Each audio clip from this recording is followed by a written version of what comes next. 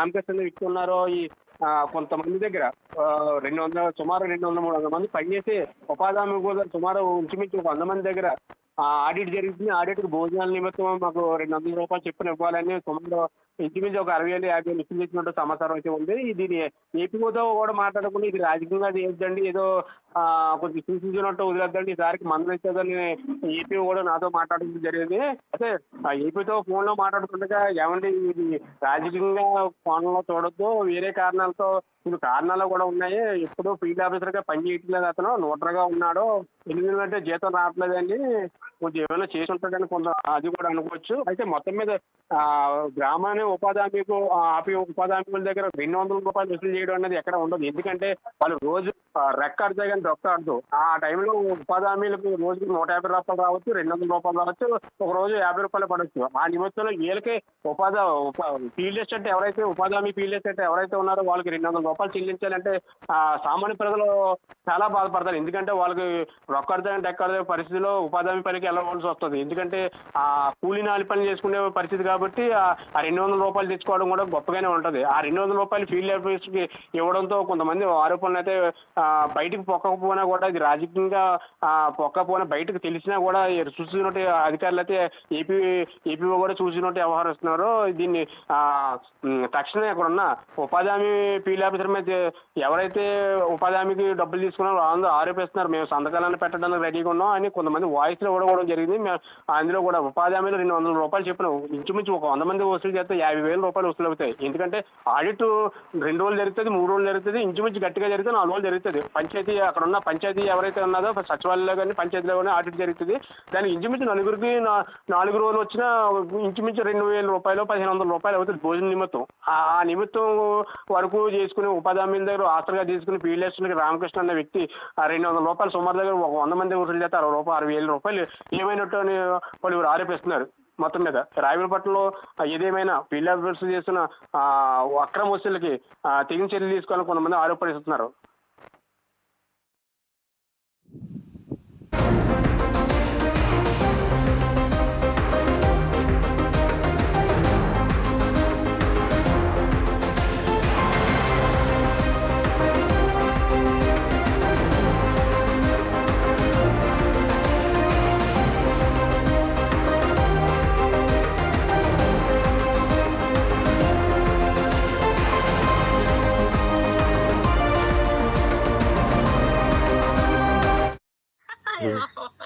చెప్పి తమ్ముడు చెప్పాలే ఎంత మాట్లాడే అవసరం ఏముందని. ఎంతమంది ఇస్తారంటే ఎందుకంత డబ్బులు ఇచ్చేస్తాం. అది ₹250 వేసి ఏదో ₹20 తీసుకుంటా అదొక అందం. అంతమంది ₹200 తీసుకుంటాడా ఏంటి మధ్యలో ఏంటి మొన్న అంటుంటే చెప్తేనే ఇది డబ్బులు తీసుకుంటుంటే ఎవరో ఆడిట్లు కట్టారు అంత డబ్బులు తీసుకుంటే పని ఏముంది అంటే మరి మీరు ఎలా ఇచ్చేసారు మన పేట అంతానే. అందరు ఇచ్చారని మేము ఇచ్చాం, ఫస్ట్ లో వాళ్ళు అందరూ ఇచ్చేసారు, మేము మొన్న ఇచ్చాంలే ఇప్పుడు ఇవ్వలేదు. మొన్న అవునులే అంత ఎంతమంది పేటలో 100 మంది ఉంటే 100 మంది ఇచ్చేస్తారు ఏంటి, అంత భోజనాలు పెడితే ఒక గట్టిగా పెడతారు 10 మంది పెడతారు 5 పెడతారు అంతమందికి ఇచ్చేస్తారు ఏంటి. అంత డబ్బులు తప్పు కదా అది. ఇప్పుడు మీరు కష్టపడితేనే కానీ రావు కదా, అందులోని డబ్బులు అలా ఇచ్చేస్తే ఎంత అలాగా అంత అలా ₹200 ఇచ్చేస్తాం మధ్యలో ఏంటి అని అడగద్దా. అంత అలా $200 ఎందుకని అడగద్దా మీరు. ముందు ఇచ్చేసారని బాబా 5 రోజులు గతానే. మొత్తం ఎంతమంది ఉంటారు మన పేటలో ఎంతమంది ఉంటారు మొత్తం మట్టి పని వాళ్ళు? ఒక 50 మంది వస్తారా? ఇంకా ఎక్కువ మంది 50 మంది ఒక 100 మంది వస్తారా? 100 మంది పైన వస్తారు. 100 మంది దగ్గర వసూలు చేస్తారా? మరి ఇచ్చారు లేదని మాకు తెలదు. అందరు ఇచ్చారంట కదా, చాలా మంది ఇచ్చారంట. మన బావగారు కాపాడిపోయారులే మొన్న ఇంటికి ఇచ్చుకున్నారు అలాగే బావగారు కూడా కాపాడ్డారంటలే పంచాయతీ దగ్గర. అయినా అలాంటిదేప్పుడు ఎవరో ఒకరు చెప్పుకోవాలి అంత డబ్బులు వసూలు చేసేటప్పుడు. చెప్పాలి మరి ముందు ఇచ్చిన వాళ్ళు మేమంటే మా అన్న ఇచ్చాం ఇవ్వలేదని. మీరైనా ఎవరైనా ఇంకొకరైనా చెప్పుకోవాలి ఇలా డబ్బులు వసూలు చేస్తాం ఎందుకంటే అంత డబ్బులు అని. ఇప్పుడు నలుగురు భోజనం పెట్టినాకో ₹20 గట్టిగా వెళ్తావు 400-300 వేసుకుంటే సరిపోద్ది. అంతమంది ఇచ్చేస్తాను డబ్బులు ఎలా ఉంటుంది. 200 మంది 150 మంది అయితే 50,000 అంత అయింది ఇప్పుడు. అది అంత డబ్బులు అయిపోయినాయి ఇప్పుడు. మొత్తం అంతా కలిపి 300 మంది ఎంతమంది ఉన్నారంటే 400 మంది పట్టుకొని 200 మంది వసూలు చేస్తే 50,000 అయిందంట. అది తక్కువ చెప్తున్నాను 50 మంది 200 మంది అంటే 50,000 అవుద్ది 200 చెప్తున్నా అంత డబ్బులు ఇచ్చేసుకోవాలి. మీరు నువ్వు ఎందుకు ఇచ్చా తర్వాత ఇంకెలా ఇవ్వకుండా మాట్లాడి ఊరుకోవచ్చుది ఇంకా. నువ్వు వెనకాల ఇచ్చేసానంటే అలా తర్వాత ఇవ్వకుండా మానేవచ్చుది, తప్పే ఉంది. నీ గురించి కాదులే, పేటలు వాళ్ళందరూ బాధపడుతున్నారని అని చెప్పాడు. నీకోసం చెప్తే ఎటుగాని వాళ్ళందరూ బాధపడుతున్నారని రోజు మాట్లాడుతూ మానేంటాడు ఆ ఫీల్డ్ ఆఫీసర్ గాడు. తర్వాత మళ్ళీ ఇస్తే మాట్లాడాడంట అని చెప్పాడు, అంతే తప్ప ఇప్పుడు అన్నీ కాదు నీకు చెప్తాడు కానీ.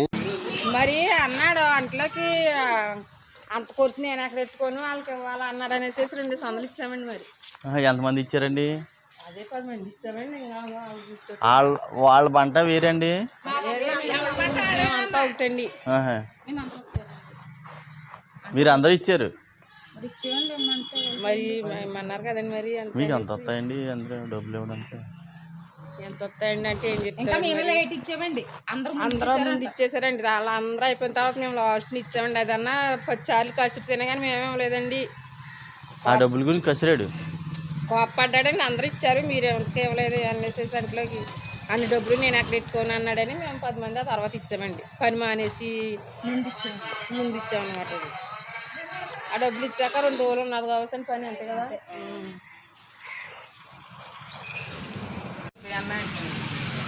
కృష్ణ గారు పీరి ఆఫీస్ గారు మనిషి దగ్గర 200 తీసుకున్నాడండి. ఆ ఆఫీసుకి ఇవ్వాలా భోజనాలు పెట్టాలని 200 తీసుకున్నారండి. మేము మొత్తం అందరం మా గ్రూపులో అందరం ఇచ్చామండి 200 చొప్పున. ఎందుకంటే ఆఫీసుకి భోజనాలు పెట్టాలా అన్నారండి.